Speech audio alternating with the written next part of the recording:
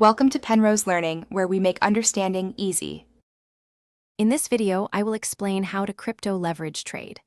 Leverage allows you to control a larger position with a smaller amount of capital.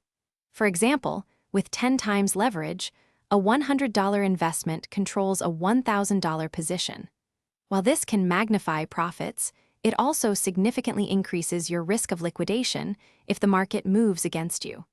Always start by understanding the platform's margin requirements. Understanding the risks is crucial before engaging in leverage trading.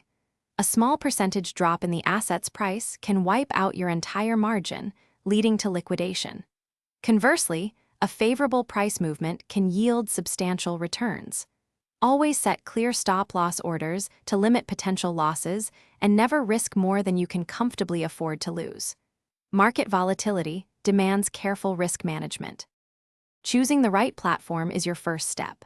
Look for exchanges with strong security, good liquidity, and transparent fee structures. Before placing any trade, develop a well-defined strategy. This includes your entry and exit points, profit targets, and maximum acceptable loss.